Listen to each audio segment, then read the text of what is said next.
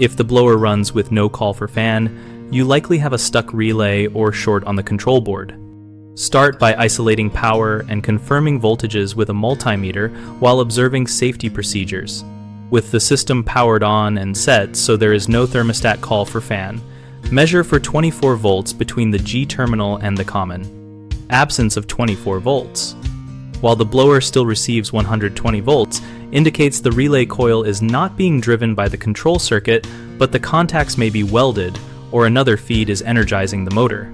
Verify the blower motor feed at the fan relay contact to ensure the 120 volts is coming through the relay and not from a secondary jumper or an alternate feed. Probe on both sides of the relay contact so you can see if voltage is present on the input and output simultaneously when there is no call. Use a clamp meter or amp probe to watch motor current while you force the relay with a known 24 volt source to see if the relay picks and drops reliably and whether motor current spikes suggest contact resistance or mechanical binding. Inspect the board visually under good light and with the power off for burn traces, cracked solder joints, or bulging components that indicate heat damage. A thermal imaging scan can reveal hot spots if available. If the unit has a diagnostic jumper or flash code LED, follow the product manual procedure to read board self-test codes, because many modern control boards log faults that pinpoint relay or driver faults.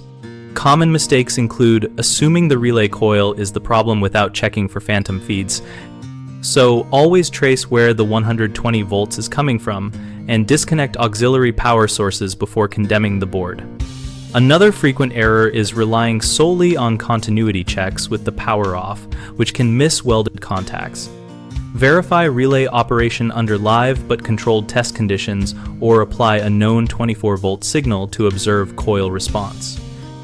People also skip mechanical checks of the blower motor and capacitor and blame the board. Measure motor run capacitor values and motor current to rule out motor overcurrent that can feed back and fool the control board diagnostics. BigHomeProjects.com helps homeowners find local contractors by letting people connect, compare, and discuss specific problems like control board diagnosis with other users. We also help contractors find practical work leads and participate in our active discussion community where we share troubleshooting tips and real-world experiences.